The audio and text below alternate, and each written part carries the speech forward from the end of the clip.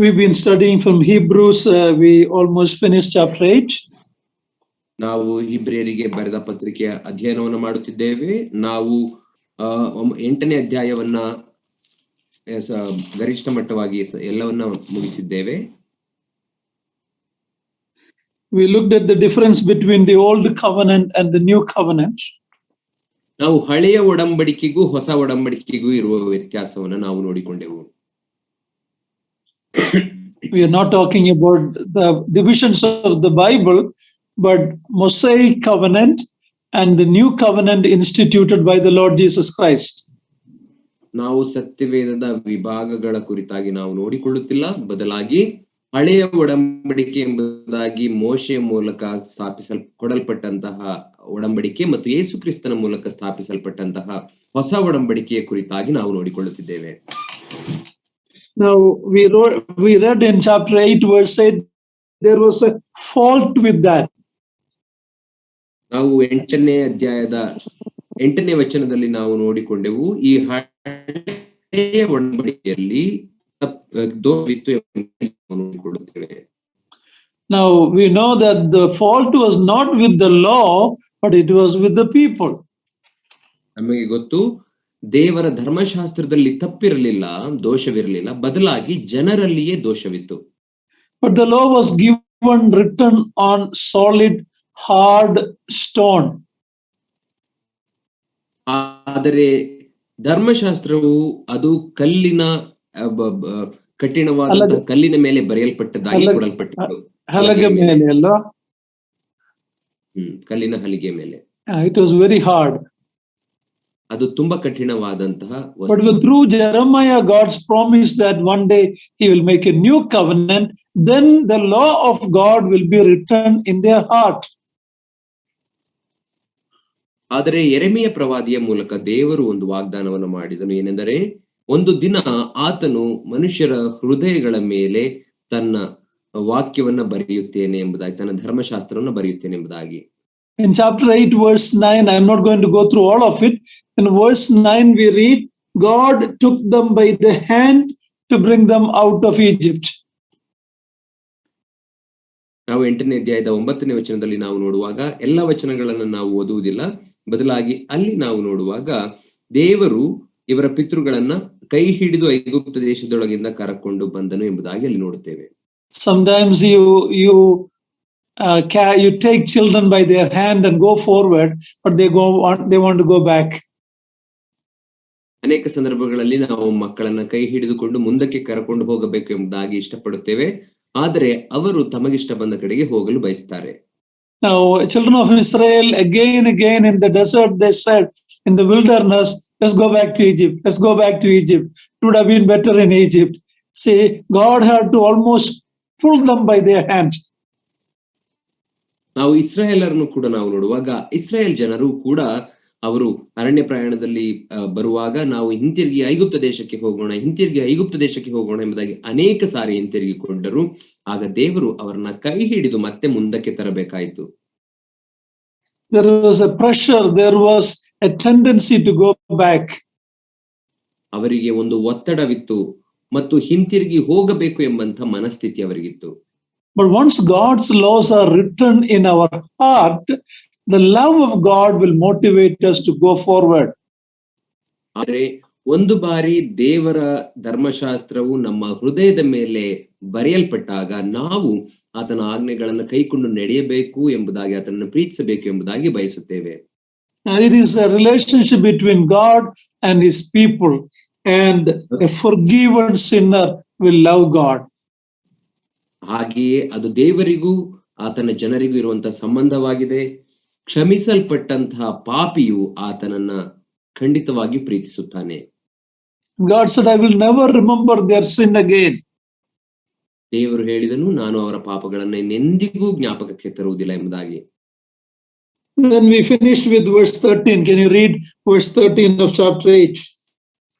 ನಂತರ ನಾವು 13ನೇ ವಚನವನ್ನ ಓದಿಕೊಂಡು 8ನೇ ಅಧ್ಯಾಯವನ್ನ ಮುಗಿಸಿದೆವು. ನಾವು ಮತ್ತೆ 8ನೇ ಅಧ್ಯಾಯದ 13ನೇ ವಚನವನ್ನ ನಾವು ಓದಿಕೊಳ್ಳೋಣ. ಇಲ್ಲಿ ಹೊಸ ಒಡಂಬಡಿಕೆ ಎಂದು ಹೇಳಿದ್ದರಲ್ಲಿ ಮೊದಲಿದ್ದದ್ದನ್ನು ಹಳೆಯದಾಗಿ ಮಾಡಿದ್ದಾನೆ, ಆದರೆ ಹಳೆಯದಾಗುತ್ತಾ ಮುದಿಯಾಗುವಂತದಕ್ಕೆ ಅಂತ್ಯವು ಸಮೀಪವಾಗಿದೆ. Yeah, talking about the building, the system, all that, the Lord Himself told the disciples, their house will not stand stone upon stone. ಅಲ್ಲಿ ನಾವು ನೋಡುವಾಗ ಅವರು ತಮಗಿದ್ದಂತಹ ಆ ಒಂದು ವೈಭವೋಪೇತವಾದಂತಹ ದೇವಾಲಯವನ್ನ ಅವರು ನೋಡುವವರಾಗಿದ್ದರು. ಆದರೆ ನಮ್ಮ ಕರ್ತನಂತ ಯೇಸು ಕ್ರಿಸ್ತನೇ ತನ್ನ ಶಿಷ್ಯರಿಗೆ ಹೇಳಿದನೇನೆಂದರೆ, ನಿಮ್ಮ ಮನೆ ಅಥವಾ ನಿಮ್ಮ ಆಲಯದ ಕಟ್ಟಡದ ಮೇಲೆ ಒಂದು ಕಲ್ಲು ಕೂಡ ಉಳಿಯುವುದಿಲ್ಲ ಎಂಬುದಾಗಿ ಆತನು ಹೇಳಿದನು. The New Testament church, as we closed last 2 weeks back, we saw New Testament church is not a building, it is a gathering of the redeemed people of God. ಆದರೆ ಹೊಸ ಒಡಂಬಡಿಕೆಯ ಸಭೆ ಎಂಬುದಾಗಿ ಹೇಳುವಾಗ ಕಳೆದ 2 ವಾರಗಳ ಹಿಂದೆ ನಾವು ಅಧ್ಯಯನ ಮಾಡುವಾಗ ನೋಡಿಕೊಂಡೆವು ಏನೆಂದರೆ, ಅದು ಒಂದು ಕಟ್ಟಡವಲ್ಲ, ಬದಲಾಗಿ ಬಿಡುಗಡೆ ಹೊಂದಿದಂತಹ ದೇವರ ಜನರು ಕೂಡಿ ಬರುವಂತಹ ಆ ಒಂದು ಸಮೂಹಕ್ಕೆ ಸಭೆ ಎಂಬುದಾಗಿ ಕರೆಯುತ್ತೇವೆ. But unfortunately, Christendom, Christatva, they have made cathedrals and building and decorated it, and they wanted to bring Old Testament, pagan practices, New Testament, all it's a mixture today when you look at Christendom. ಆದರೆ ನಾವು ಕ್ರೈಸ್ತತ್ವವನ್ನು ನೋಡುವಾಗ ಅವರು ವೈಭವೋಪೇತವಾದಂತಹ ಕೆಥೆಡ್ರಲ್ಗಳನ್ನ, church ಕಟ್ಟಡಗಳನ್ನ ಕಟ್ಟಿದ್ದಾರೆ ಮತ್ತು ಹಳೆಯ ಒಡಂಬಡಿಕೆಯ ಆಚಾರಗಳನ್ನ ಮತ್ತೆ ತರಬೇಕು ಎಂಬುದಾಗಿ ಮತ್ತು ಈ ಲೌಕಿಕ ಜನರ ಆಚಾರಗಳನ್ನು ಕೂಡ ಮತ್ತೆ ಅವರು ತರಬೇಕು ಎಂಬುದಾಗಿ ಬಯಸುವಂತವರಾಗಿರುತ್ತಾರೆ. That is not God's desire. He wants us to be separated from the ways of the world. ಅದು ದೇವರ ಆಶೆಯಲ್ಲ, ಬದಲಾಗಿ ಆತನು ತನ್ನ ಜನರಾದಂತಹ ನಾವು ಈ ಲೋಕದ ಆಚರಣೆಗಳಿಂದ ದೂರವಿರಬೇಕು ಎಂಬುದಾಗಿ ಬಯಸುತ್ತಾನೆ. Now we are going to go to chapter 9 of Hebrews. ನಾವು ಇಬ್ರಿಯರಿಗೆ ಬರೆದ ಪತ್ರಿಕೆಯ 9ನೇ ಅಧ್ಯಾಯಕ್ಕೆ ಈಗ ಹೋಗಲಿದ್ದೇವೆ. Let's read verse 1 to 5, please. 1ರಿಂದ 5ನೇ ವಚನಗಳವರೆಗೆ ಓದಿಕೊಳ್ಳೋಣ. ಇಬ್ರಿಯರಿಗೆ ಬರೆದ ಪತ್ರಿಕೆ 9ನೇ ಅಧ್ಯಾಯ 1ರಿಂದ 5ನೇ ವಚನ. ಹೀಗಿದ್ದರೂ ಮೊದಲನೆಯ ಒಡಂಬಡಿಕೆಯಲ್ಲಿ ದೇವಾರಾಧನೆಯ ನಿಯಮಗಳಿದ್ದವು ಮತ್ತು ದೇವಾಲಯವಿತ್ತು.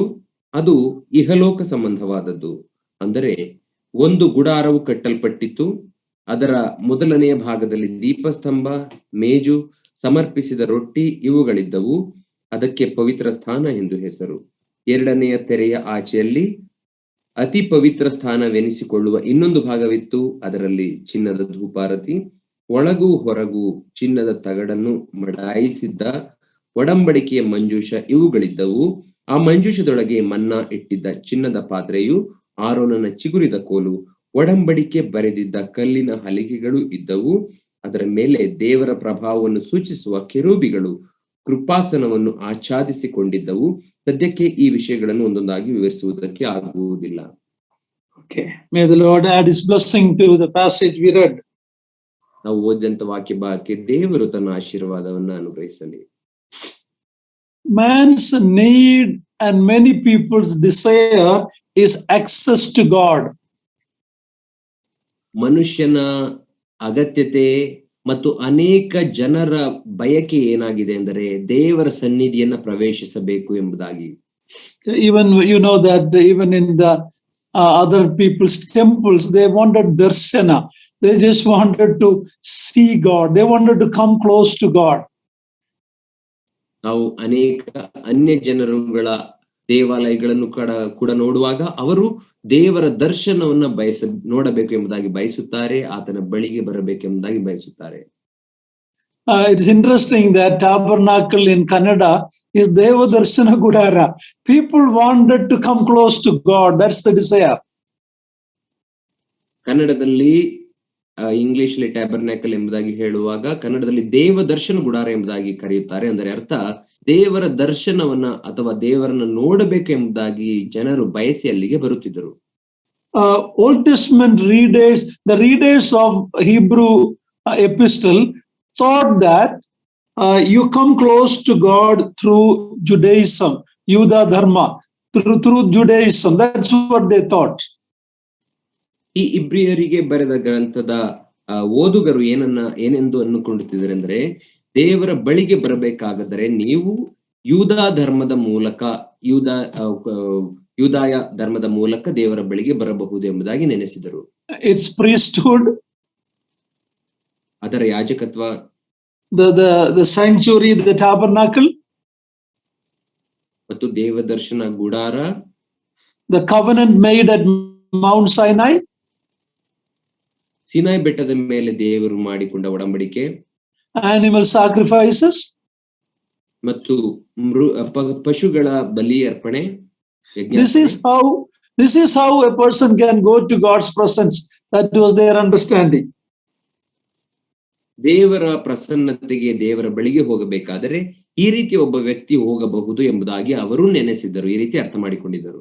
But the author of Hebrews is showing from chapter 8 to chapter 10 that Jesus Christ is superior to Judaism. ಆದರೆ ಇಬ್ರಿಯರಿಗೆ ಬರೆದ ಪತ್ರಿಕೆಯ ಗ್ರಂಥಕರ್ತನು ಆತನು 8 ಮತ್ತು 9ನೇ ಅಧ್ಯಾಯದ ಮೂಲಕ ಆ ಯಹೂದ್ಯರಿಗೆ ತಿಳಿಸಿಕೊಡುತ್ತಾನೆ ಏನೆಂದರೆ, ಯೇಸು ಕ್ರಿಸ್ತನು ಯಹೂದ ಧರ್ಮಕ್ಕಿಂತಲೂ ಆತನು ಮಿಗಿಲಾದವನು, ಶ್ರೇಷ್ಠನು ಎಂಬುದಾಗಿ ತೋರಿಸಿಕೊಡುತ್ತಾನೆ. Superiority of heavenly sanctuary over the earthly tabernacle. ಮತ್ತು ಪರಲೋಕದಲ್ಲಿರುವಂತಹ ದೇವದರ್ಶನದ ಗುಡಾರವು ಭೂಮಿಯ ಮೇಲಿದ್ದಂತಹ ಆ ದೇವದರ್ಶನ ಗುಡಾರಕ್ಕಿಂತಲೂ ಶ್ರೇಷ್ಠವಾದದ್ದು. So new covenant is superior to the old covenant. ಆದ್ದರಿಂದ ಹೊಸ ಒಡಂಬಡಿಕೆಯು ಹಳೆಯ ಒಡಂಬಡಿಕೆಗಿಂತ ಶ್ರೇಷ್ಠವಾದದ್ದು.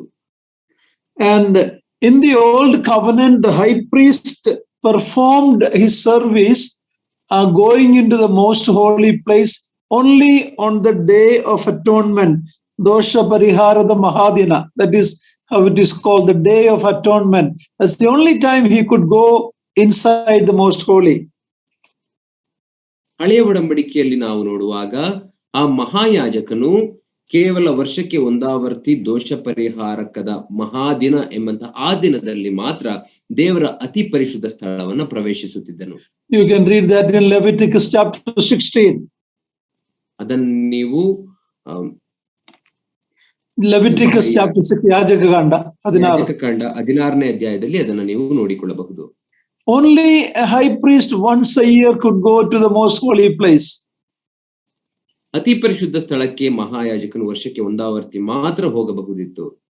But the new covenant ministry assures access to God's presence without any of these rituals. ಆದರೆ ಹೊಸ ಒಡಂಬಡಿಕೆಯ ಆ ಒಂದು ಒಡಂಬಡಿಕೆಯು ಈ ಯಾವುದೇ ಆಚಾರ ವಿಚಾರಗಳಿಲ್ಲದೆ ನಾವು ಕರ್ತನ ಸನ್ನಿಧಿಗೆ, ದೇವರ ಸನ್ನಿಧಿಗೆ ಪ್ರವೇಶಿಸಬಹುದು ಎಂಬುದನ್ನು ನಮಗೆ ವಾಗ್ದಾನ ಮಾಡುತ್ತದೆ. Verse 1 says these covenant and the regulations, they were given by God himself. ಒಂದನೇ ವಚನವು ಏನ್ ಹೇಳ್ತದೆ ಅಂದ್ರೆ, ಈ ಎಲ್ಲಾ ಆಚಾರ ವಿಚಾರಗಳು ಅದು ದೇವರಿಂದಲೇ ಕೊಡಲ್ಪಟ್ಟವು ಎಂಬುದಾಗಿ ಅದು ಹೇಳುತ್ತದೆ, ನಿಯಮಗಳನ್ನ. The tabernacle was a tent-like structure. ದೇವದರ್ಶನ ಗುಡಾರ ಎಂಬುದಾಗಿ ಹೇಳುವಾಗ ಅದು ಗುಡಾರದ ರೀತಿ ಇದ್ದಂತಹ ಒಂದು ಸ್ಟ್ರಕ್ಚರ್ ಆಗಿತ್ತು. Brother Niranjan, are you able to show that picture? I'll try to show. Okay. We just many of you, almost all of you know the tabernacle, but let's see if we can show that tabernacle on the screen. I'll try to show.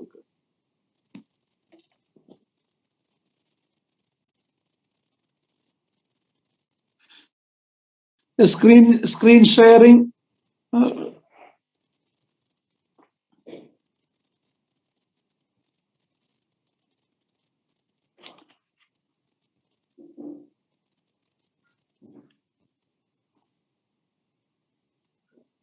You probably have to do a screen sharing, right?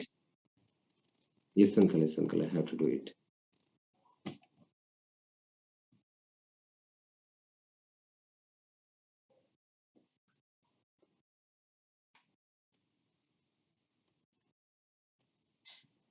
I'm sorry, uncle, I am unable to do it. Okay. Could you please continue? I'll show you. Yeah. The tabernacle was a tent-like structure. ಆ ದೇವದರ್ಶನದ ಗುಡಾರವು ಅದು ಗುಡಾರದ ರೀತಿ ಇದ್ದಂತಹ ಒಂದು ಕಟ್ಟಡವಾಗಿತ್ತು. It is considered the dwelling place of God. ಅದು ದೇವರು ವಾಸಿಸುವಂತಹ ಒಂದು ಸ್ಥಳವಾಗಿತ್ತು.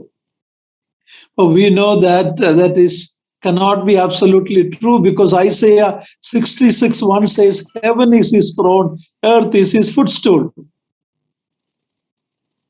ಅದು ನಿಜವಾಗಿಯೂ ಅದು ದೇವದರ್ಶನದ ಗುಡಾರ ಎಂಬುದಾಗಿ ಹೇಳುವಾಗ ಅದು ಆತನ ವಾಸಸ್ಥಾನವಾಗಿರ್ಲಿಲ್ಲ ಎಂಬುದಾಗಿ ನಮಗೆ ಗೊತ್ತು. ಯಾಕಂದರೆ ಯೆಶಾಯನ ಪ್ರವಾದನೆ ಗ್ರಂಥದಲ್ಲಿ ನಾವು ನೋಡುವಾಗ ಆಕಾಶವೇ ಆತನಿಗೆ ಸಿಂಹಾಸನ ಮತ್ತು ಭೂಲೋಕವೇ ಆತನ ಪಾದಪೀಠ ಎಂಬುದಾಗಿ ನಾವು ನೋಡುತ್ತೇವೆ. But it was a meeting place between God and his people in the Old Testament. ಆದರೆ ದೇವದರ್ಶನ ಗುಡಾರ ಎಂಬುದಾಗಿ ಹೇಳುವಾಗ ಹಳೆಯ ಒಡಂಬಡಿಕೆಯ ಸಂದರ್ಭದಲ್ಲಿ ದೇವರು ತನ್ನ ಜನರೊಟ್ಟಿಗೆ ಸಂಧಿಸುವಂತಹ ಸ್ಥಳವಾಗಿತ್ತಷ್ಟೇ. God is the one who asked them to build a tabernacle for him. ದೇವರೇ ಅವರಿಗೆ ದೇವರನ್ನು ಕಟ್ಟಬೇಕು ಎಂಬುದಾಗಿ ಆಜ್ಞೆ ಕೊಟ್ಟಿದ್ದವನು. Look at Exodus 25:8. ನಾವು ವಿಮೋಚನ ಕಾಂಡ 25ನೇ ಅಧ್ಯಾಯ 8ನೇ ವಚನವನ್ನು ನಾವು ನೋಡಿಕೊಳ್ಳೋಣ. ನಾನು ಅವರ ಮಧ್ಯದಲ್ಲಿ ವಾಸಿಸುವ ದೇವಸ್ಥಾನವನ್ನು ಕಟ್ಟಿಸಬೇಕು. ನಾನು ನಿಮಗೆ ತೋರಿಸುವ ಮಾದರಿಯ ಪ್ರಕಾರವೇ ಗುಡಾರವನ್ನು ಅಲ್ಲಿರುವ ಎಲ್ಲ ಸಾಮಾನುಗಳನ್ನು. So when showing that the old covenant, old tabernacle, earthly tabernacle was inferior, the author is not ridiculing or denouncing the old system. ಈ ಹೊಸ ಒಡಂಬಡಿಕೆಯ ಧರ್ಮಶಾಸ್ತ್ರ, ಹೊಸ ಒಡಂಬಡಿಕೆಯು ಅದು ಹಳೆಯ ಒಡಂಬಡಿಕೆಗಿಂತ ಶ್ರೇಷ್ಠವಾದದ್ದು ಎಂಬುದಾಗಿ ಹೇಳುವಾಗ ಈ ಬರಹಗಾರನು ಹಳೆಯ ಒಡಂಬಡಿಕೆ ದೇವದರ್ಶನದ ಗುಡಾರವನ್ನ ಅಲ್ಲಗಟ್ಟಿಲ್ಲ. Is not denouncing it, ಅದು ಪರಿಹಾಸ್ಯ ಮಾಡುವುದೋ ದೂರ ಹೇಳುವುದಲ್ಲ. He is telling it is inadequate. ಆತನು ಹೇಳುತ್ತಿದ್ದಾನೆ ಪರಿಹಾಸ್ಯ ಮಾಡುತ್ತಿಲ್ಲ, ಬದಲಾಗಿ ಅದು ಪರಿಪೂರ್ಣವಾಗಿರಲಿಲ್ಲ ಎಂಬುದಾಗಿ ಆತನು ಹೇಳುತ್ತಿದ್ದಾನೆ. ಸಾಲದಿರುವುದಲ್ಲ, it was not sufficient, it was inadequate. ಅದು ಸಾಲದಿರುವುದಾಗಿ ಹೇಳುತ್ತಾನೆ, ಸಾಕಾಗುವುದಿಲ್ಲ ಎಂಬುದಾಗಿ. Because it was an earthly tabernacle. ಯಾಕಂದರೆ ಅದು ದೇವದರ್ಶನ ಗುಡಾರವಾಗಿತ್ತು. Like everything else in this world, it is temporary and passing away. ಭೂಲೋಕದಲ್ಲಿ ಇರುವ ಎಲ್ಲಾ ಸಂಗತಿಗಳ ರೀತಿಯಲ್ಲಿಯೂ ಕ್ಷಣಿಕವಾಗುವಂತದ್ದಾಗಿತ್ತು. Now, are you able to show it? I am trying to share, uncle. Yeah, it shows that it's screen sharing.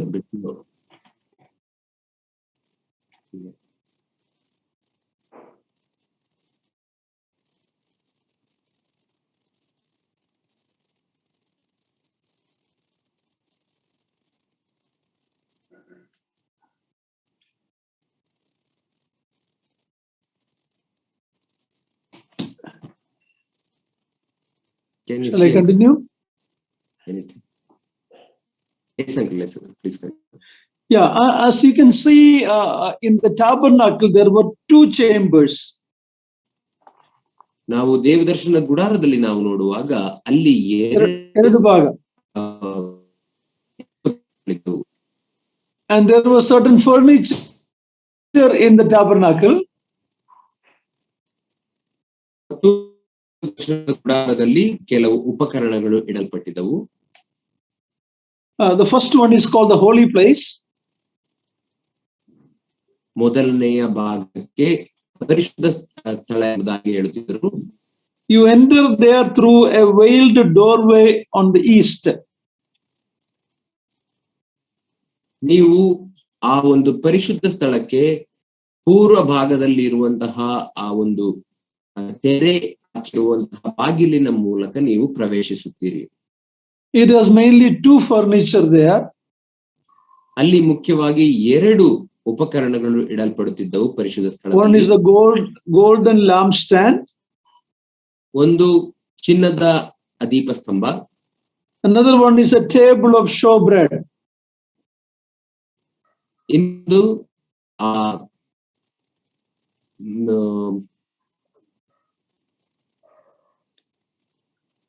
would you please repeat, uncle? Table of showbread. Showbread, yeah. ಮೇಜು ಸಮರ್ಪಿಸುವ ರೊಟ್ಟಿ. ಆ ರೊಟ್ಟಿ ಸಮರ್ಪಿಸಲ್ಪಡುವಂತ ಮೇಜು. Then there is another veil. ನಂತರ ಇನ್ನೊಂದು ತೆರೆಯು ಅಲ್ಲಿ ಇತ್ತು. That is the barrier that keeps people from entering to the most holy place. ಅದು ಮಹಾಪರಿಶುದ್ಧ ಸ್ಥಳಕ್ಕೆ ಜನರು ಹೋಗದ ರೀತಿ ತಡೆಯುತ್ತಿದ್ದಂತಹ ಒಂದು ತಡೆಗೋಡೆಯಾಗಿತ್ತು. There you have the altar of incense. ಅಲ್ಲಿ ಧೂಪ ಸಮರ್ಪಿಸುವಂತಹ ಒಂದು ಮೇಜು ಇಡಲ್ಪಟ್ಟಿತ್ತು. You are not able to show the photo I sent? No, uncle, that is not possible, uncle. Okay, then I think we can maybe some other time. Okay, there is an altar of incense. ಅಲ್ಲಿ ಧೂಪವೇದಿ ಇತ್ತು. Then there is the Ark of the Covenant. ನಂತರ ಅಲ್ಲಿ arc of the Covenant. ಒಡಂಬಡಿಕೆಯ ಮಂಜೂಷ. ಒಡಂಬಡಿಕೆಯ ಮಂಜೂಷವಿತ್ತು. Yeah, only on that great day of atonement, the high priest could enter there. ಆ ದೋಷ ಸಮರ್ಪಣೆಯ ಮಹಾದಿನದಂದು ಮಾತ್ರ ಆ ಮಹಾಯಾಜಕನು ಆ ಸ್ಥಳವನ್ನ ಪ್ರವೇಶಿಸಬಹುದಿತ್ತು. Inside that ark,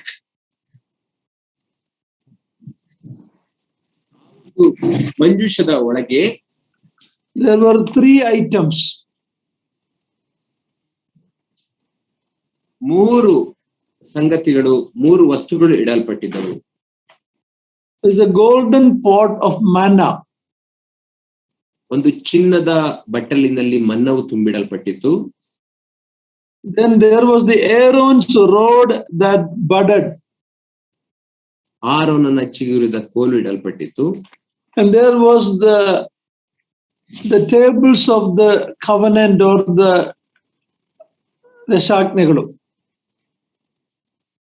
ದಶಾಜ್ಞೆಗಳು ಬರೆಯಲ್ಪಟ್ಟಂತ ಕಲ್ಲಿನ ಆ ಅಲಿಗೆಗಳು ಇಡಲ್ಪಟ್ಟಿದ್ದವು. It had the written commandments written by God himself. ಅದರ ಮೇಲೆ ದೇವರು ತಾನೇ ಬರೆದಂತಹ ಆಜ್ಞೆಗಳು ಬರೆಯಲ್ಪಟ್ಟಿದ್ದವು. These 3 items are very significant. ಈ 3 ವಸ್ತುಗಳು ಅದು ಪ್ರಾಮುಖ್ಯವಾದಂತಹ ವಸ್ತುಗಳು. Because he reminds Israelites of their sin. ಯಾಕಂದ್ರೆ ಅದು ಇಸ್ರಾಯೇಲರಿಗೆ ಅವರ ಪಾಪವನ್ನ ಜ್ಞಾಪಿಸಿಕೊಡುತ್ತದೆ. Their idolatry, ಅವರ ವಿಗ್ರಹಾರಾಧನೆ, their murmuring and jealousy. ಮತ್ತು ಅವರ ಗುಣಗುಟ್ಟುವಿಕೆ ಮತ್ತು ಅವರ ಹೊಟ್ಟೆ ಕಿಚ್ಚನ್ನು ಅದು ತೋರಿಸಿಕೊಡುತ್ತದೆ. They are all evidence of the failure of the old covenant. ಇವೆಲ್ಲವೂ ಹಳೆಯ ಒಡಂಬಡಿಕೆಯು ಅದು ಸೋತು ಹೋದದ್ದು ಎಂಬುದಕ್ಕೆ ಸಾಕ್ಷಿಗಳಾಗಿದ್ದವು. On top of that ark, ಆ ಒಂದು ಮಂಜೂಷದ ಮೇಲೆ, ಮಂಜೂಷದ ಪೆಟ್ಟಿಗೆಯ ಮೇಲೆ there is a golden cover called the mercy seat. ಅದರ ಮೇಲೆ ಒಂದು ಚಿನ್ನದ ಕೃಪಾಸನ ಎಂಬಂತ ವಸ್ತು ಇಡಲ್ಪಟ್ಟಿತ್ತು. And over that there are 2 figures of cherubims. ಮತ್ತು ಅದರ ಮೇಲೆ ಕೆರೂಬಿಯರ 2 ಚಿತ್ರಗಳು ಕೆತ್ತಲ್ಪಟ್ಟಿದ್ದವು. Cherubs were angelic beings who proclaimed and protected God's glorious presence. ಕೆರೂಬಿಯರು ಯಾರು ಎಂಬುದಾಗಿ ಹೇಳುವಾಗ ಅವರು ಒಂದು ವಿಧವಾದಂತಹ ದೇವದೂತರು ಮತ್ತು ದೇವರ ಸನ್ನಿಧಿಯಲ್ಲಿ ಆತನ ಪರಿಶುದ್ಧತೆಯನ್ನ ಮತ್ತು ಆತನಿಗೆ ನೆರಳು ಕೊಡುವವರಾಗಿ ನಿಂತುಕೊಳ್ಳುವವರು. They proclaim, ಅದು ದೇವರ ಪರಿಶುದ್ಧತೆಯನ್ನು ಘೋಷಿಸುವವರು and ಅದನ್ನು ಸಂರಕ್ಷಿಸುವವರು ಅಂತ ರೀತಿಯಲ್ಲಿ. They proclaim and protect God's glorious presence. ಅವರು ದೇವರ ಪರಿಶುದ್ಧತೆ ಮತ್ತು ಆತನ ಪ್ರಸನ್ನತೆಯನ್ನ ಘೋಷಿಸುವವರು ಮತ್ತು ಅದನ್ನು ಕಾಪಾಡುವವರಾಗಿದ್ದರು. The mercy seat is considered the throne of God. ಕೃಪಾಸನ ಎಂಬುದಾಗಿ ಹೇಳುವಾಗ ಅದು ದೇವರ ಆಸನವೇ ಅಥವಾ ಸಿಂಹಾಸನ ಎಂಬುದಾಗಿ ಎಣಿಸಲ್ಪಡುತ್ತಿತ್ತು. Look at Psalm 99 verse 1. ನಾವು ಕೀರ್ತನೆ 99 ಒಂದನೇ ವಚನವನ್ನ ನೋಡೋಣ.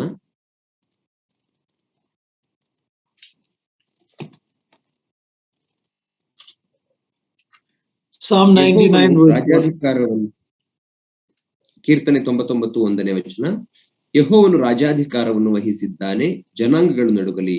ಕೆರೂಬಿಯರ ಮಧ್ಯದಲ್ಲಿ ಆಸೀನನಾಗಿರುವ ಆತನು ಆಳುತ್ತಾನೆ, ಭೂಮಿಯು ಕಂಪಿಸಲಿ. Yeah, so the mercy seat is considered the throne of God. ಆದ್ದರಿಂದ ಆ ಕೃಪಾಸನವನ್ನು ನಾವು ದೇವರ ಸಿಂಹಾಸನ ಎಂಬುದಾಗಿ ಕರೆಯುತ್ತೇವೆ. Now, when you study each furnishings and all the rituals in this tabernacle, it has great typological and symbolical value. ಪ್ರತಿರೂಪವಾಗಿರುವುದು, ಗುರುತಾಗಿರುವುದು. It has typological. ಇದು ದೇವದರ್ಶನದ ಗುಡಾರವನ್ನು ನಾವು ನೋಡುವಾಗ ಮತ್ತು ಅದರಲ್ಲಿರುವಂತಹ ಉಪಕರಣಗಳನ್ನು ನಾವು ನೋಡುವಾಗ ಅದು ಒಂದು ಬೇರೆಯ ವಸ್ತುವಿನ ಪ್ರತಿರೂಪವಾಗಿತ್ತು, ಅಥವಾ ನಿಜವಾದ ದೇವದರ್ಶನ ಗುಡಾರ ಮತ್ತು ಅದರ ಉಪಕರಣದ ಪ್ರತಿರೂಪವೇ ಅದಾಗಿತ್ತು. It is symbolic, ಒಂದು ಗುರುತಾಗಿ. It was symbolic of greater things in the Lord Jesus Christ and the new covenant. ಅದು ನಮ್ಮ ಕರ್ತನಾದಂತ ಯೇಸು ಕ್ರಿಸ್ತನು ಮತ್ತು ಹೊಸ ಒಡಂಬಡಿಕೆಯನ್ನು ಸೂಚಿಸುವಂತಹ ಒಂದು ಗುರುತಾಗಿತ್ತಷ್ಟೇ. But here in chapter 9, the author is not emphasizing that part of it. ಆದರೆ 9ನೇ ಅಧ್ಯಾಯಕ್ಕೆ ನಾವು ಬರುವಾಗ ಆ ಒಂದು ಭಾಗವನ್ನ ಈ ಬರಹಗಾರನು ಒತ್ತಿ ಹೇಳುತ್ತಿಲ್ಲ. But he is showing the fleeting, impermanent value of the tabernacle, rituals and sacrifices. ಆದರೆ ಆತನು ಶಾಶ್ವತವಲ್ಲದ ಮತ್ತು ನಶಿಸಿ ಹೋಗುವಂತಹ ಅಥವಾ ಇಲ್ಲದಂತಾಗುವಂತಹ ದೇವದರ್ಶನದ ಗುಡಾರ ಮತ್ತು ಅದರ ಆಚಾರಗಳನ್ನ ತಿಳಿಸುತ್ತಿದ್ದಾನೆ. Now let's look at verse 6 to 10. ನಾವು 6ರಿಂದ 10ನೇ ವಚನವನ್ನ ನೋಡಿಕೊಳ್ಳೋಣ. ಇವುಗಳು ಹೀಗೆ ಸಿದ್ಧ ಮಾಡಲ್ಪಟ್ಟ ಮೇಲೆ ಯಾಜಕರು ಯಾವಾಗಲೂ ಗುಡಾರದ ಮುಂದಣ ಭಾಗದೊಳಗೆ ಹೋಗಿ ದೇವಾರಾಧನೆಯನ್ನು ನಡೆಸುತ್ತಾರೆ. ಆದರೆ 2ನೇ ಭಾಗದೊಳಗೆ ಮಹಾಯಾಜಕನೊಬ್ಬನೇ ವರುಷಕ್ಕೆ ಒಂದೇ ಸಾರಿ ಹೋಗುತ್ತಾನೆ.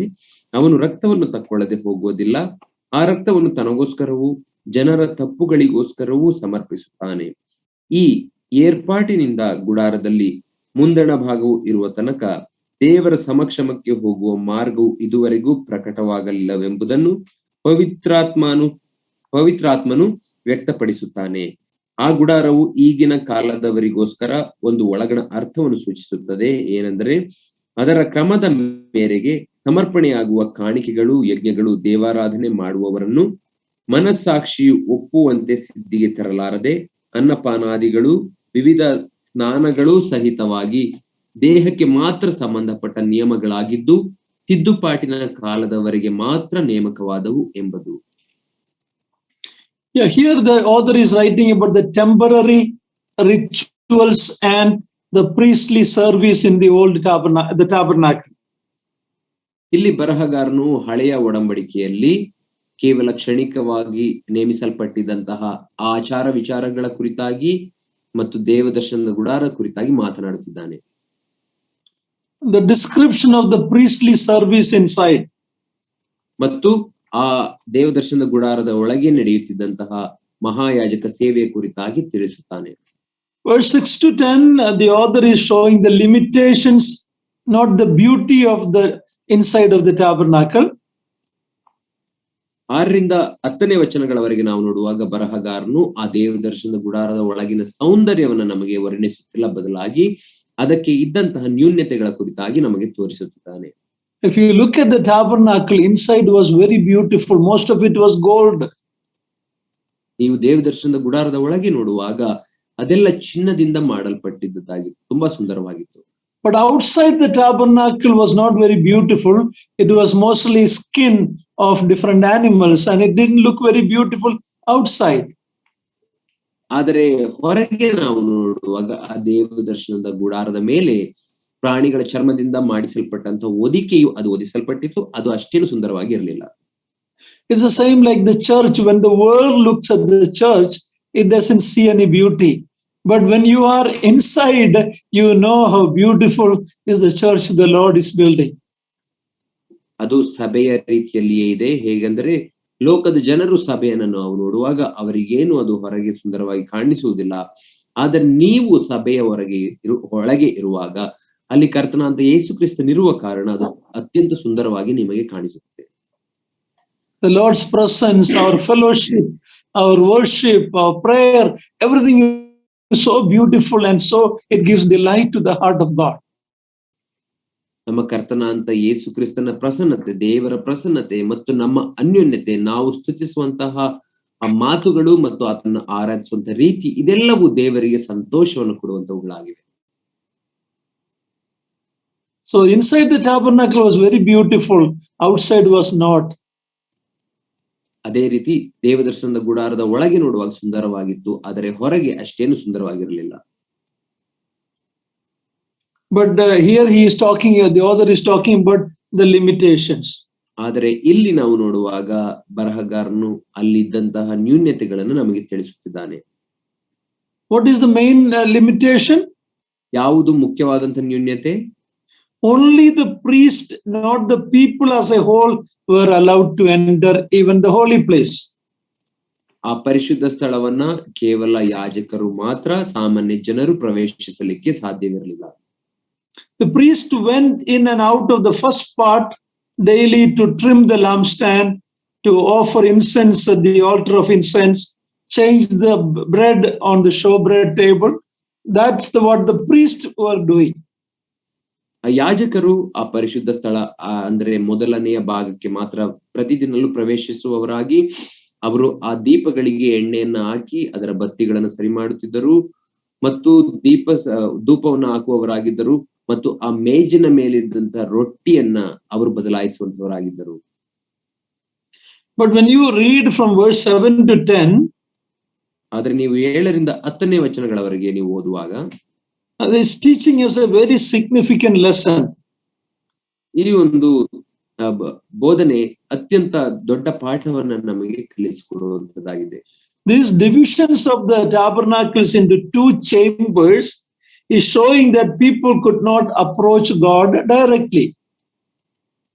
ಈ ದೇವದರ್ಶನದ ಗುಡಾರದ ಒಳಗೆ ಮಾಡಲ್ಪಟ್ಟಿದ್ದಂತಹ 2 ಭಾಗಗಳು ಏನನ್ನು ತಿಳಿಸಿಕೊಡುತ್ತವೆ ಎಂದರೆ ಜನರು ದೇವರ ಸನ್ನಿಧಿಯನ್ನ ನೇರವಾಗಿ ಪ್ರವೇಶಿಸಲಿಕ್ಕೆ ಸಾಧ್ಯವಿಲ್ಲ ಎಂಬುದಾಗಿ ತಿಳಿಸಿಕೊಡುತ್ತವೆ.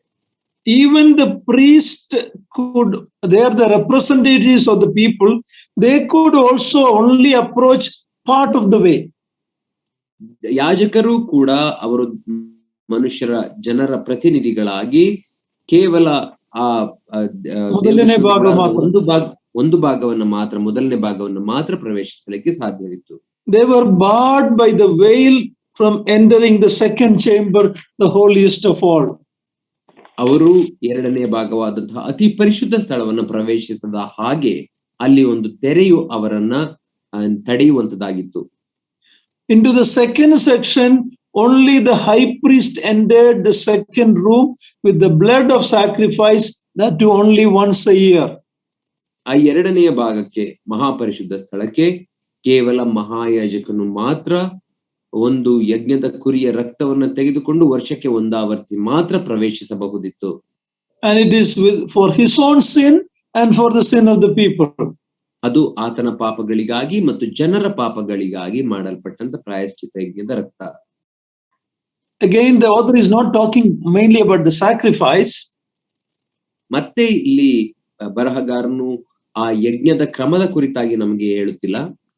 He says the access to God's presence was hampered, or it was not allowed.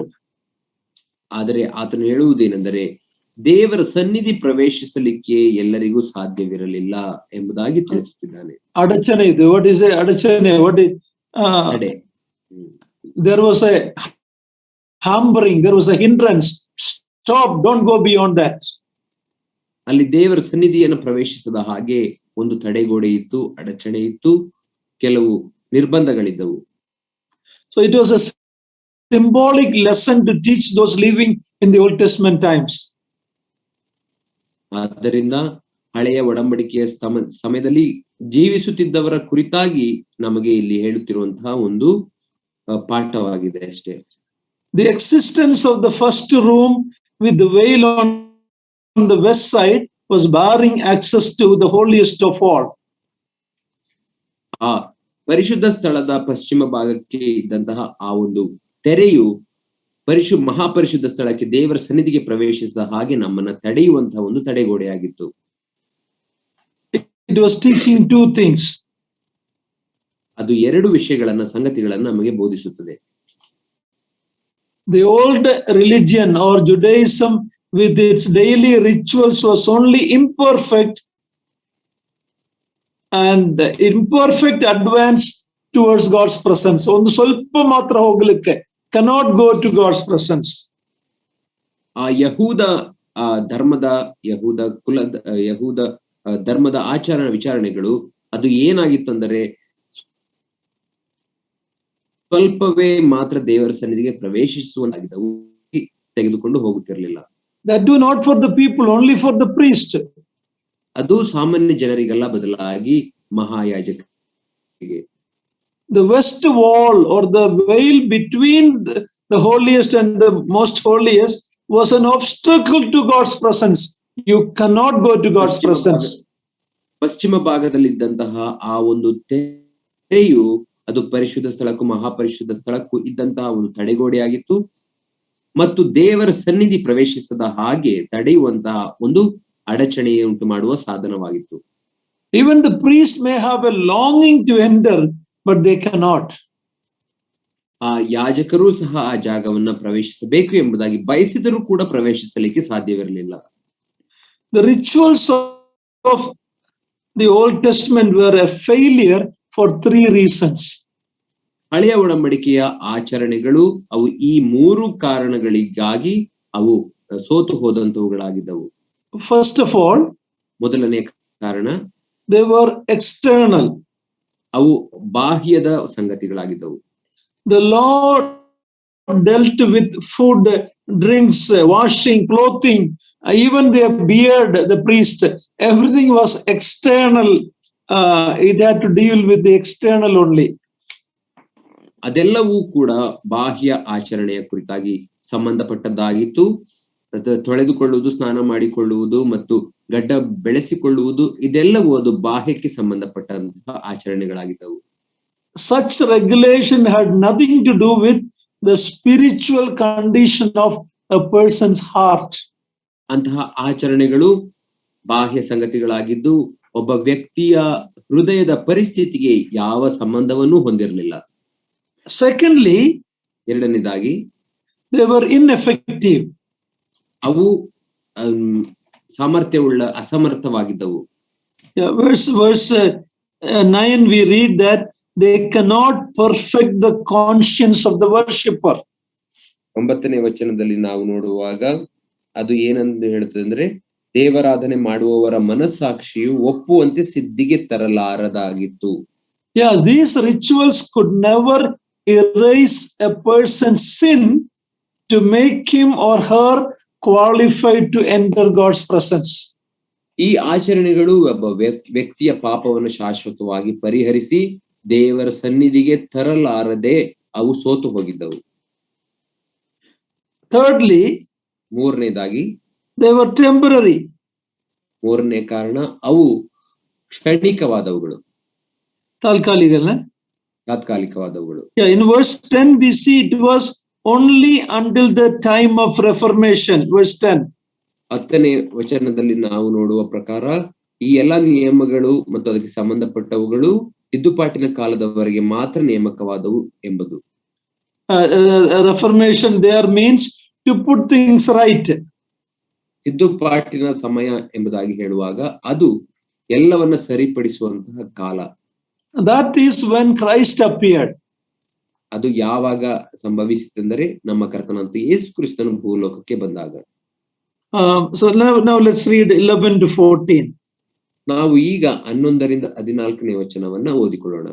ಆದರೆ ಕ್ರಿಸ್ತನು ಈಗ ದೊರೆತಿರುವ ಮೇಲುಗಳನ್ನು ಕುರಿತು ಮಹಾಯಾಜಕನಾಗಿ ಒಂದು ಕೈಯಿಂದ ಕಟ್ಟಲ್ಪಡದಂತಹ, ಅಂದರೆ ಈ ಸೃಷ್ಟಿಗೆ ಸಂಬಂಧಪಡದಂತಹ ಘನವಾಗಿಯೂ ಉತ್ಕೃಷ್ಟವಾಗಿ ಇರುವ ಗುಡಾರದಲ್ಲಿ ಸೇವೆ ಮಾಡುವವನಾಗಿ ಹೋತಗಳ ಮತ್ತು ಹೋರಿಗಳ ರಕ್ತವನ್ನು ತೆಗೆದುಕೊಳ್ಳದೆ ಸ್ವಂತ ರಕ್ತವನ್ನೇ ತೆಗೆದುಕೊಂಡು ನಮಗೋಸ್ಕರ ನಿತ್ಯ ವಿಮೋಚನೆಯನ್ನು ಸಂಪಾದಿಸಿಕೊಂಡವನಾಗಿ ಒಂದೇ ಸಾರಿ ದೇವರ ಸನ್ನಿಧಾನಕ್ಕೆ ಪ್ರವೇಶಿಸಿದನು. ಹೋತ ಹೋರಿಗಳ ರಕ್ತವು ಹೊಲೆಯಾದವರ ಮೇಲೆ ಚೆಲ್ಲುವ ಕಡಸಿನ ಬೂದಿಯು ಶರೀರದ ಹೊಲೆಯನ್ನು ಹೋಗಲಾಡಿಸಿ ಪವಿತ್ರ ಮಾಡುವುದಾದರೆ, ನಿತ್ಯಾತ್ಮನಿಂದ ತನ್ನನ್ನು ತಾನೇ ನಿರ್ದೋಷಿಯನ್ನಾಗಿ ದೇವರಿಗೆ ಸಮರ್ಪಿಸಿಕೊಂಡ ಕ್ರಿಸ್ತನ ರಕ್ತವು ಎಷ್ಟೋ ಹೆಚ್ಚಾಗಿ ನಮ್ಮನ್ನು ನಿರ್ಜೀವ ಕರ್ಮಗಳಿಂದ ಬಿಡಿಸಿ ನಾವು ಜೀವವುಳ್ಳ ದೇವರನ್ನು ಆರಾಧಿಸುವವರಾಗುವಂತೆ ನಮ್ಮ ಮನಸ್ಸನ್ನು ಶುದ್ಧೀಕರಿಸುವುದಲ್ಲವೇ? Here we read about the coming of the better priesthood. ಇಲ್ಲಿ ನಾವು ಮುಂದೆ ಬರಲಿಕ್ಕಿದ್ದಂತಹ ಶ್ರೇಷ್ಠವಾದಂತಹ ಅಥವಾ ಉತ್ತಮವಾದಂತಹ ಯಾಜಕತ್ವದ ಕುರಿತಾಗಿ ನೋಡುತ್ತೇವೆ. Old Testament rituals were earthly and only symbolic. ಹಳೆಯ ಒಡಂಬಡಿಕೆಯ ಆ ಒಂದು ಆಚಾರಗಳು ಅವು ಭೂಲೋಕಕ್ಕೆ ಸಂಬಂಧಪಟ್ಟವುಗಳಾಗಿದ್ದವು ಮತ್ತು ಅವು ಕೇವಲ ಒಂದು ರೂಪಕವಾಗಿದ್ದವು. So in verse 11 and 12, the author is telling of the superior ministry of Christ to Aaron's.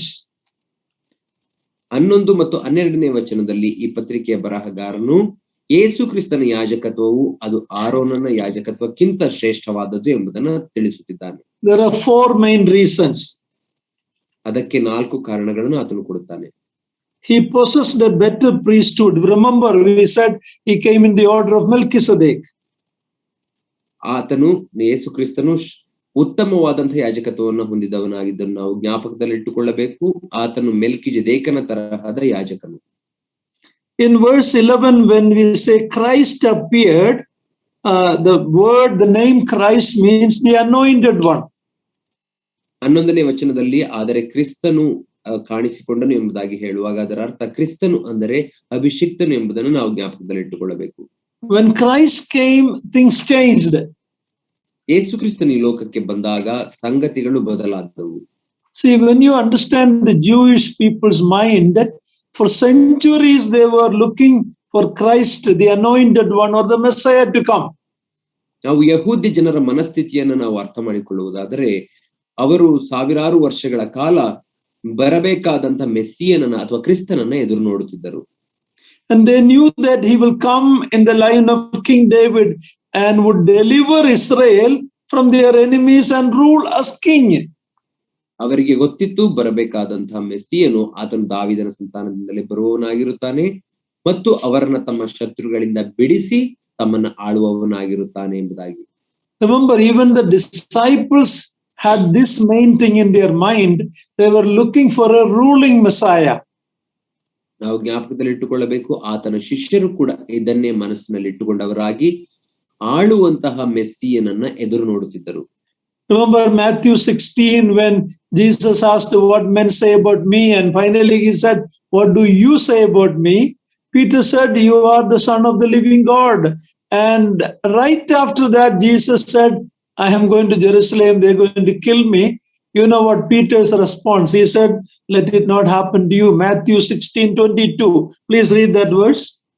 ನಾವು ಮತ್ತಾಯ 16ನೇ ಅಧ್ಯಾಯ 22ನೇ ವಚನಕ್ಕೆ ಬರುವಾಗ ಅಲ್ಲಿ ಯೇಸು ಕ್ರಿಸ್ತನು ಜನರು ನನ್ನನ್ನು ಯಾರನ್ನುತ್ತಾರೆ ಎಂಬುದಾಗಿ ಹೇಳುವಾಗ, ನೀನು ಬರಬೇಕಾದ ಮೆಸ್ಸಿಯನು ಎಂಬುದಾಗಿ ಹೇಳುವಾಗ, ನಾನು ಯೆರೂಸಲೇಮಿಗೆ ಒಯ್ಯಲ್ಪಟ್ಟು ಕೊಲ್ಲಲ್ಪಡುತ್ತೇನೆ ಎಂಬುದಾಗಿ ಹೇಳುವಾಗ ಅಲ್ಲಿ ಪೇತ್ರನು ಆತನಿಗೆ ಏನನ್ನು ಹೇಳಿದನು? ಆ ರೀತಿ ಆಗಲೇಬಾರದು ಎಂಬುದಾಗಿ ಹೇಳಿದನು. ನಾವು ನೋಡ್ತೇವೆ ಮತ್ತಾಯ 16ನೇ ಅಧ್ಯಾಯ 22ನೇ ವಚನದಲ್ಲಿ ನಾವು ನೋಡಿಕೊಳ್ಳೋಣ. ಮತ್ತಾಯನ ಸುವಾರ್ತೆ 16:22. ಆಗ ಪೇತ್ರನು ಆತನ ಕೈ ಹಿಡಿದು, ಸ್ವಾಮಿ, ದೇವರು ನಿನ್ನನ್ನು ಕಾಯಲಿ, ನಿನಗೆ ಹೀಗೆ ಎಂದಿಗೂ ಆಗಬಾರದು ಎಂದು ಆತನನ್ನು ಗರ್ಧರಿಸುವುದಕ್ಕೆ ಪ್ರಾರಂಭಿಸಲು. Even the disciples were only in their mind, they were thinking about the ruling Messiah. ಆತನ ಶಿಷ್ಯರು ಕೂಡ ತಮ್ಮ ಮನಸ್ಸಿನಲ್ಲಿ ಆಳುವ ಮೆಸ್ಸಿಯನನ್ನೇ ಯೋಚಿಸುತ್ತಿದ್ದರು. Even after the resurrection of the Lord Jesus Christ in Acts 1:6, they were asking the question, when are you going to establish the kingdom? Read Acts 1:6. ಕರ್ತನ ಪುನರುತ್ಥಾನವಾದ ಕೂಡವೂ ಸಹ ಅವರು ನಿನ್ನ ಬರೋಣ, ನೀನು ರಾಜ್ಯವನ್ನು ಯಾವಾಗ ಸ್ಥಾಪಿಸುತ್ತೆ ಎಂಬುದಾಗಿ ಕೇಳುವವರಾಗಿದ್ದರು. ಅದನ್ನ ನಾವು ಅಪೊಸ್ತಲರ ಕೃತ್ಯ 1ನೇ ಅಧ್ಯಾಯ 6ನೇ ವಚನದಲ್ಲಿ ನಾವು ಓದುತ್ತೇವೆ. ಕೂಡಿ ಬಂದವರು ಆತನನ್ನು, ಸ್ವಾಮಿ, ನೀನು ಇದೇ ಕಾಲದಲ್ಲಿ ಇಸ್ರಾಯೇಲ್ ಜನರಿಗೆ ರಾಜ್ಯವನ್ನು ತಿರುಗಿ ಸ್ಥಾಪಿಸಿಕೊಡುವಿಯೋ ಎಂದು ಕೇಳಲು. They couldn't accept Christ going to their Messiah going to die and going to cross, so unbelievable for a Jewish mind. ಯಹೂದ್ಯರಿಗೆ ಅವರ ರಕ್ಷಕನು ಅಥವಾ ವಿಮೋಚಕನ ಅಂತ ಮೆಸ್ಸಿಯನು ಆತನು ಶ್ರಮೆಯನ್ನು ಅನುಭವಿಸಿ ಸಾಯುತ್ತಾನೆ ಎಂಬುದನ್ನು ಊಹಿಸಿಕೊಳ್ಳಲಿಕ್ಕೂ ಕೂಡ ಸಾಧ್ಯವಿರಲಿಲ್ಲ. The only deliverance they were looking for was deliverance from the Roman rule. ಅವರು ನೋಡುತ್ತಿದ್ದಂತಹ ವಿಮೋಚನೆ ಯಾವುದು ಅಂದರೆ ರೋಮ ಸರ್ಕಾರದ ಆಡಳಿತದಿಂದ ತಮಗೆ ವಿಮೋಚನೆ ಬೇಕಾಗಿತ್ತು. So they did not expect that the coming Christ will also be a priest. That they didn't understand that, even though it is written many places in the Old Testament. ಹಳೆಯ ಒಡಂಬಡಿಕೆಯಲ್ಲಿ ಅನೇಕ ಸ್ಥಳಗಳಲ್ಲಿ ಬರಲಿಕ್ಕಿರುವಂತ ಮೆಸ್ಸಿಯನು ಕೂಡ ಆತನು ಯಾಜಕನಾಗಿರುತ್ತಾನೆ, ಮಹಾಯಾಜಕನಾಗಿರುತ್ತಾನೆ ಎಂಬುದನ್ನ ಅವರು ಅರ್ಥ ಮಾಡಿಕೊಳ್ಳಲಿಕ್ಕೆ ಸಾಧ್ಯವಿರಲಿಲ್ಲ.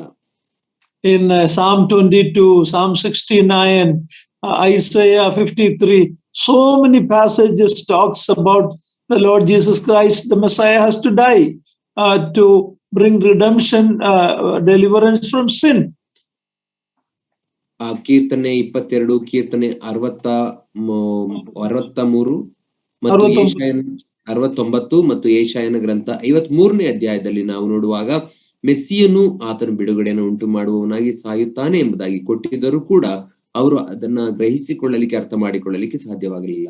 They were only thinking about the reigning Messiah. ಅವರು ಕೇವಲ ಆಳುವಂತಹ ಮೆಸ್ಸಿಯನನ್ನೇ ಎದುರು ನೋಡುತ್ತಿದ್ದರು ಮತ್ತು ಯೋಚಿಸುತ್ತಿದ್ದರು. So here the author is very clearly telling that their Messiah is also a priest. ಆದ್ದರಿಂದ ಇಲ್ಲಿ ಬರಹಗಾರನು ಸ್ಪಷ್ಟವಾಗಿ ಹೇಳುತ್ತಿದ್ದಾನೆ ಏನೆಂದರೆ ಅವರ ಮೆಸ್ಸಿಯನು ಆತನು ಯಾಜಕನು ಕೂಡ ಆಗಿದ್ದಾನೆ. Christ appeared as the high priest of good things to come, verse 11. ವಚನಕ್ಕೆ ನಾವು ಬರುವಾಗ ಯೇಸು ಕ್ರಿಸ್ತನು ಒಳ್ಳೆಯ ಸಂಗತಿಗಳನ್ನ ಸಂಭವಿಸಲಿಕ್ಕಿರುವ ಒಳ್ಳೆಯ ಸಂಗತಿಗಳ ಮಹಾಯಾಜಕನಾಗಿ ಆತನು ಬಂದನು. Very explicitly, for the first time, the author is relating the title of Christ means he is also high priest. ಬಹಳ ಸ್ಪಷ್ಟವಾಗಿ ಮತ್ತು ಯಾವ ಹಿಂಜರಿಕೆಯೂ ಇಲ್ಲದೆ ನೇರವಾಗಿ ಮೊದಲನೆಯ ಬಾರಿಗೆ ಇಲ್ಲಿ ಪತ್ರಿಕೆಯ ಬರಹಗಾರನು ಯೇಸು ಕ್ರಿಸ್ತನು ಅಂದರೆ ಆ ಪದದ ಅರ್ಥ ಮಹಾಯಾಜಕನು ಎಂಬುದಾಗಿ ಹೇಳುತ್ತಿದ್ದಾನೆ. The Christ has the office of the high priest. ಕ್ರಿಸ್ತನು ಎಂಬುದಾಗಿ ಹೇಳುವಾಗ ಆತನಿಗೆ ಮಹಾಯಾಜಕನ ಉದ್ಯೋಗವೂ ಕೂಡ ಇದೆ. He came or he appeared to the world stage as a high priest. ಆತನು ಲೋಕದ ರಂಗದಲ್ಲಿ ಒಬ್ಬ ಮಹಾಯಾಜಕನಾಗಿ ಆತನು ಕಾಣಿಸಿಕೊಂಡನು. High priest of the good things to come. ಮುಂದೆ ಸಂಭವಿಸಲಿಕ್ಕಿರುವಂತಹ ಮೇಲುಗಳು ಅಥವಾ ಒಳ್ಳೆಯ ಸಂಗತಿಗಳ ಮಹಾಯಾಜಕನಾಗಿ ಆತನು ಕಾಣಿಸಿಕೊಂಡನು. That is not only talking about the death on the cross which became the good news and the gospel, but it also looks forward to the second advent of the Lord Jesus Christ, the good things to come. ಅದು ಕೇವಲ ಆತನ ಶಿಲುಬೆ ಮೇಲೆ ಮಾಡಿದಂತಹ ಮರಣದ ಕುರಿತಾದಂತಹ ತ್ಯಾಗದ ಕುರಿತಾದಂತಹ ಶುಭ ವರ್ತಮಾನವನ್ನ ಕುರಿತಾಗಿ ಮಾತಾಡುತ್ತಿಲ್ಲ, ಬದಲಾಗಿ ಮುಂದೆ ಅದು ಮಾತ್ರವಲ್ಲ.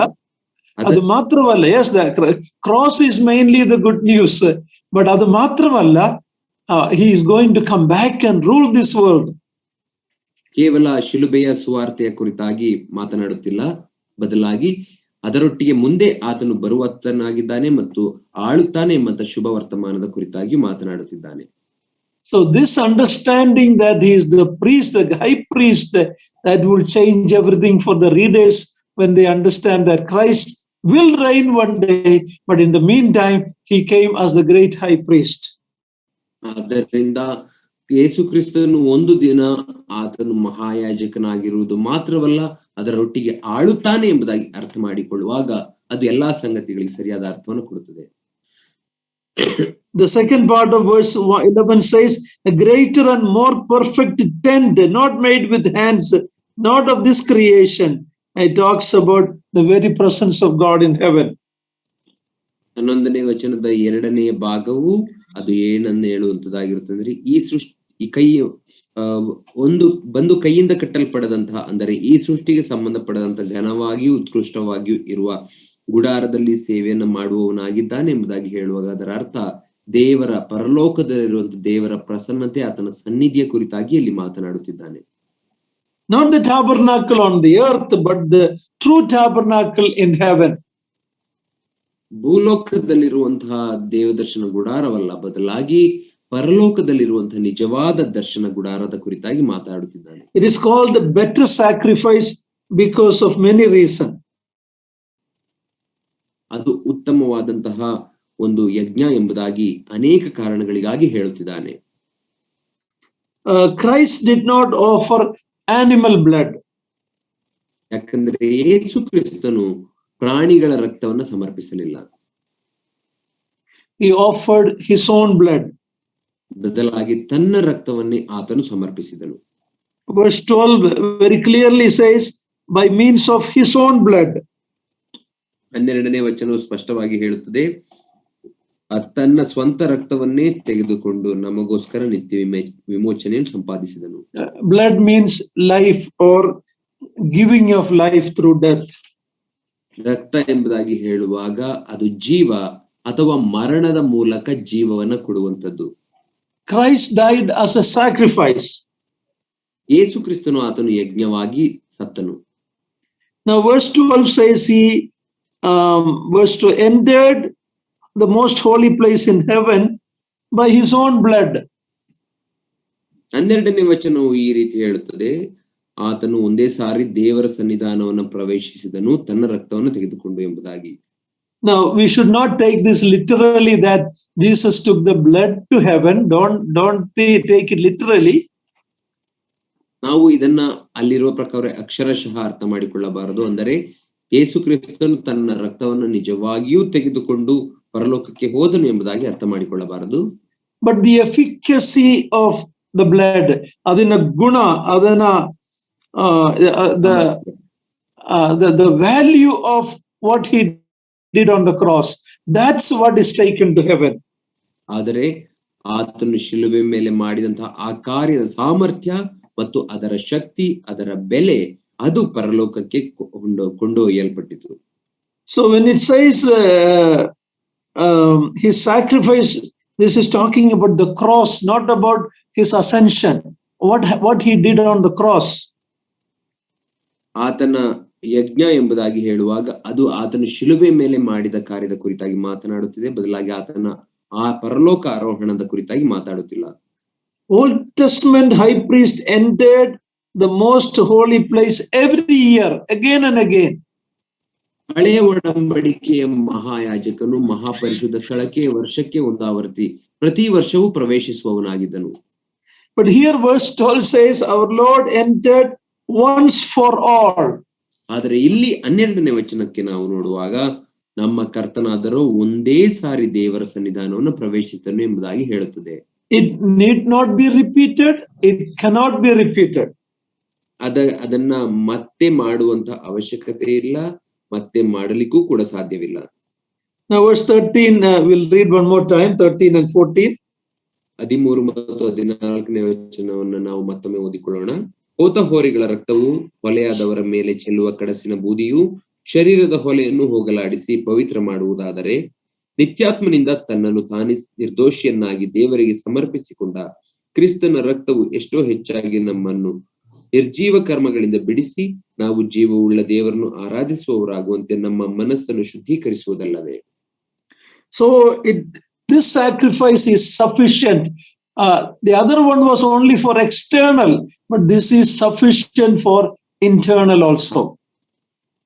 ಹಳೆಯ ಒಡಂಬಡಿಕೆಯ ಅದು ಕೇವಲ ಬಾಹ್ಯವಾದಂತ ಆಚಾರ ವಿಚಾರವಾಗಿತ್ತು, ಆದರೆ ಈ ಒಂದು ಯಜ್ಞ ಸಮರ್ಪಣೆ ಹೊಸ ಒಡಂಬಡಿಕೆಯು ಅದು ಆಂತರ್ಯಕ್ಕೆ ಸಂಬಂಧಪಟ್ಟದ್ದು, ಅದು ಸಾಕಾಗಿರುವಂತದ್ದು, ಒಂದೇ ಸಾರಿ ಸಾಕಾಗುವಂತದ್ದು. It obtained eternal redemption. ಅದು ನಿತ್ಯವಾದಂತಹ ವಿಮೋಚನೆಯನ್ನು ಸಂಪಾದಿಸಿದಂತದ್ದು.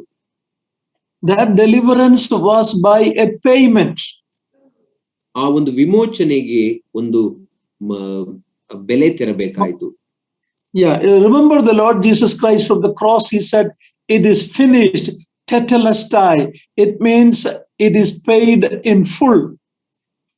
ನಾವು ನಮ್ಮ ಕರ್ತನನ್ನ ಶಿಲುಬೆ ಮೇಲೆ ನೆನೆಸಿಕೊಳ್ಳುವಾಗ ಆತನು ಹೇಳಿದಂತ ಮಾತು ಟೆಟೆಲಸ್ಟೈ, ಅಂದರೆ ಎಲ್ಲಾ ತೀರಿತು ಹೇಳಿದನು, ಅಂದರೆ ಎಲ್ಲದರ ಬೆಲೆಯು ಅದು ಕೊಡಲ್ಪಟ್ಟಿತು ಎಂಬುದಾಗಿ. God is satisfied with that payment Jesus Christ made on the cross. ದೇವರು ಯೇಸು ಕ್ರಿಸ್ತನ ಶಿಲುಬೆ ಮೇಲೆ ತೆತ್ತಂತಹ ಆ ಬೆಲೆಯಿಂದ ಸಮಾಧಾನ ಹೊಂದಿದನು. God is satisfied, we are also satisfied. ದೇವರಿಗೆ ತೃಪ್ತಿಯಾಯಿತು ಮತ್ತು ನಮಗೂ ಕೂಡ ತೃಪ್ತಿಯಾಗಿದೆ. God and sinner are reconciled through that payment, that redemption, that sufficient sacrifice once for all on the cross. ಯೇಸು ಕ್ರಿಸ್ತನ ಶಿಲುಬೆ ಮೇಲೆ ಮಾಡಿದಂತಹ ಒಂದೇ ಸಾರಿ ಸಮರ್ಪಿತವಾದಂತಹ, ಒಂದೇ ಸಾರಿ ಸಾಕಾಗುವಂತಹ ಆ ಒಂದು ಯಜ್ಞದ ಮತ್ತು ಆತನ ತೆತ್ತ ಬೆಲೆಯ ನಿಮಿತ್ತದಿಂದಾಗಿ ದೇವರು ಮತ್ತು ಮನುಷ್ಯರು ಅವರು ಒಬ್ಬರಿಗೊಬ್ಬರು ಪರಸ್ಪರ ಸಂಧಾನವನ್ನು ಮಾಡಿಕೊಂಡರು. In verse 14 it says, how much more will the blood of Christ, who through the eternal Spirit offered himself without blemish to God, purify our conscience from dead works to serve the living God. Verse 14 one more time. 14ನೇ ವಚನವನ್ನು ನಾವು ಮತ್ತೆ ಓದಿಕೊಳ್ಳುವಾಗ ಅಲ್ಲಿ ಆತನು ಹೇಳುತ್ತಾನೆ ಏನೆಂದರೆ, ತನ್ನನ್ನು ತಾನೇ ನಿರ್ದೋಷಿಯನ್ನಾಗಿ ದೇವರಿಗೆ ಸಮರ್ಪಿಸಿಕೊಂಡ ಕ್ರಿಸ್ತನ ರಕ್ತವು ಎಷ್ಟೋ ಹೆಚ್ಚಾಗಿ ನಮ್ಮನ್ನು ನಿರ್ಜೀವ ಕರ್ಮಗಳಿಂದ ಬಿಡಿಸಿ ನಾವು ಜೀವವುಳ್ಳ ದೇವರನ್ನು ಆರಾಧಿಸುವವರಾಗುವಂತೆ ನಮ್ಮ ಮನಸ್ಸನ್ನು ಶುದ್ಧೀಕರಿಸುವುದಲ್ಲವೇ. The old was outward, the new is inward. ಹಳೆಯ ಒಡಂಬಡಿಕೆ ಅದು ಬಾಹ್ಯಕ್ಕೆ ಸಂಬಂಧಪಟ್ಟದ್ದು, ಹೊಸದು ಅದು ಆಂತರ್ಯಕ್ಕೆ ಸಂಬಂಧಪಟ್ಟದ್ದು.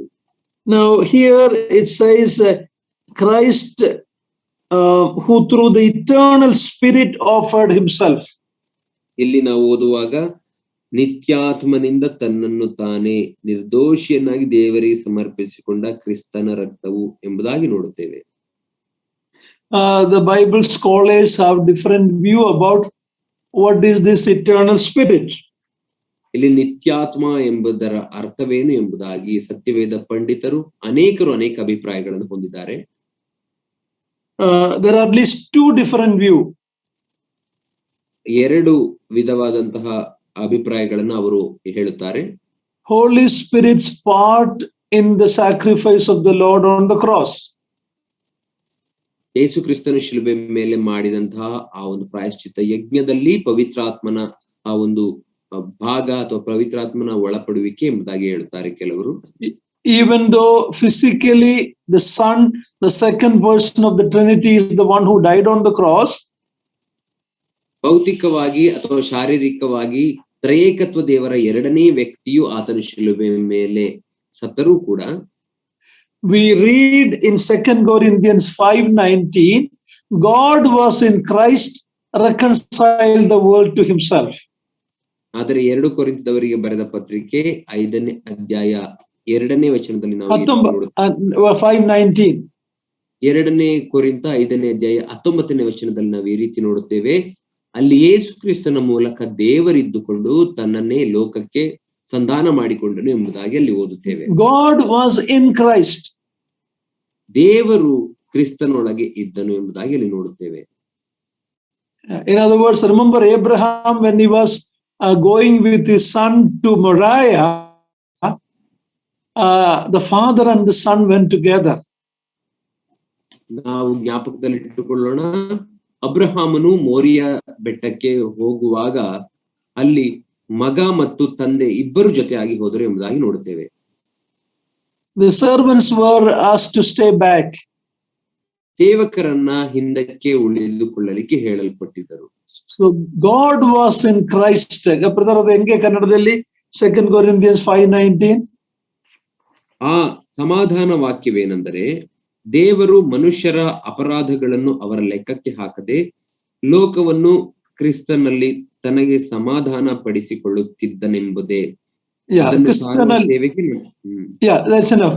ಕ್ರಿಸ್ತನಲ್ಲಿ, God was in Christ. ಕ್ರಿಸ್ತನಲ್ಲಿ ಎಂಬುದಾಗಿ ನಾವು ನೋಡುವಾಗ ಅಲ್ಲಿ ದೇವರು ಕ್ರಿಸ್ತನಲ್ಲಿ ಇದ್ದನು.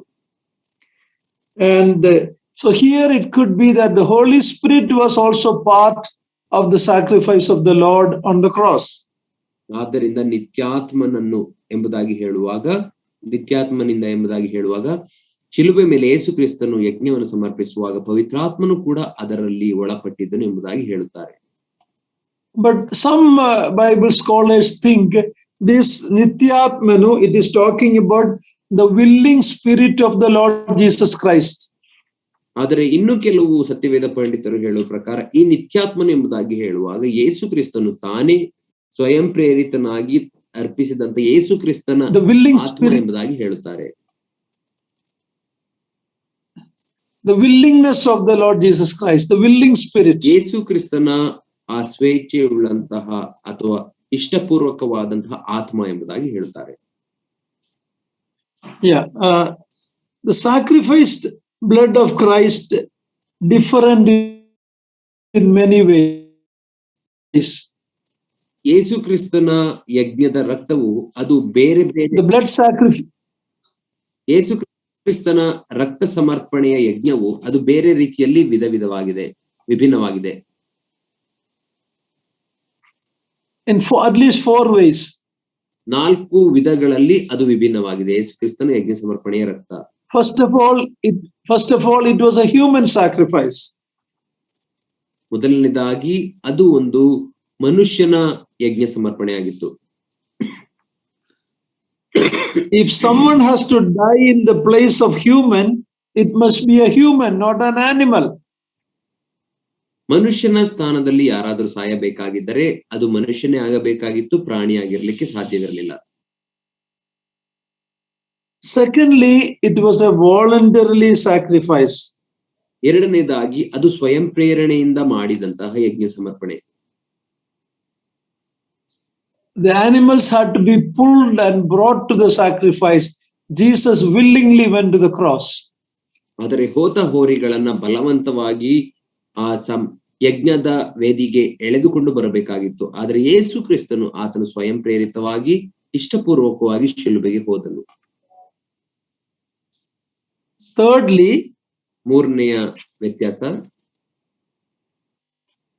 it was a moral perfection. ಅದು ಒಂದು ನೈತಿಕವಾದಂತಹ ಪರಿಪೂರ್ಣತೆ ಆಗಿತ್ತು. See, when the animals were brought for sacrifice in the Old Testament, they had to be physically without defect. ಹಳೆಯ ಒಡಂಬಡಿಕೆಯಲ್ಲಿ ಯಜ್ಞಕ್ಕೆ ಸಮರ್ಪಿಸುವಂತಹ ಪಶುಗಳನ್ನ ತೆಗೆದುಕೊಂಡು ಬರುವಾಗ ಅವು ದೈಹಿಕವಾಗಿ ಯಾವ ದೋಷವಿಲ್ಲದವುಗಳಾಗಿರಬೇಕಾಗಿತ್ತು. But we already read in chapter 7 verse 26, the Lord Jesus Christ was morally sinless. ಆದರೆ ನಾವು ಈಗಾಗಲೇ ಇಬ್ರಿಯರಿಗೆ ಬರೆದ ಪತ್ರಿಕೆ 7ನೇ ಅಧ್ಯಾಯ 26ನೇ ವಚನದಲ್ಲಿ ನಾವು ಓದಿಕೊಂಡೆವು ಏನೆಂದರೆ, ಯೇಸು ಕ್ರಿಸ್ತನು ಆತನು ಪರಿಶುದ್ಧನು, ನಿರ್ದೋಷಿಯು, ನಿಷ್ಕಳಂಕನು ಆಗಿದ್ದನು ಎಂಬುದಾಗಿ ನಾವು ನೋಡಿಕೊಳ್ಳುತ್ತೇವೆ. Lastly, it was spiritual and eternal. ಕಡೆಯ ಕಾರಣ, 4ನೆಯ ಕಾರಣ, ಅದು ಆತ್ಮೀಕವಾದಂತಹ ಒಂದು ಯಜ್ಞ ಮತ್ತು ಅದು ನಿತ್ಯವಾದಂತಹ ಒಂದು ಯಜ್ಞವಾಗಿತ್ತು. Let me recap it. ಮತ್ತೆ ಅದನ್ನು ನಾನು ಪುನರುಚ್ಚರಿಸುತ್ತೇನೆ. It was a human sacrifice. ಅದು ಮನುಷ್ಯನ ಯಜ್ಞ ಸಮರ್ಪಣೆಯಾಗಿತ್ತು. It was a voluntary sacrifice. ಅದು ಸ್ವಯಂ ಪ್ರೇರಣೆಯಿಂದ ಮಾಡಿದಂತಹ ಯಜ್ಞವಾಗಿತ್ತು. It was a moral. ಅದು ಒಂದು ನೈತಿಕವಾದಂತಹ ಯಜ್ಞ. Spiritual and eternal. ಮತ್ತು ಅದು ಆತ್ಮೀಕವಾದಂತಹ ನಿತ್ಯವಾದಂತಹ ಯಜ್ಞವಾಗಿತ್ತು. What is the result of this sacrifice? ಈ ಒಂದು ಯಜ್ಞ ಸಮರ್ಪಣೆಯ ಒಂದು ಫಲಿತಾಂಶ ಏನಾಗಿತ್ತು? Our conscience is cleared from guilt, as we read in verse 14. ನಾವು 14ನೇ ವಚನದಲ್ಲಿ ಓದುವ ಪ್ರಕಾರ ನಮ್ಮ ಮನಸ್ಸಾಕ್ಷಿಗಳು ಅದು ಪರಿಶುದ್ಧವಾಯಿತು ಅಥವಾ ಶುದ್ಧೀಕರಿಸಲ್ಪಟ್ಟಿತು. Guilt of sin is the problem of man. Guilt ಗೆ ಏನ್ ಹೇಳ್ತೇನೆ, ಅದು ಅಪರಾಧದಲ್ಲ, ಅಳುಕ. What you say in Kannada? ಅಳುಕು. Guilt. ಅಳುಕು. Yeah. So the conscience of man is pricked by guilt because of our sin. ಮನುಷ್ಯನ ಆ, ಆತ್ಮವು ಒಂದು ನಿಮಿಷ ಅಂಕಲ್.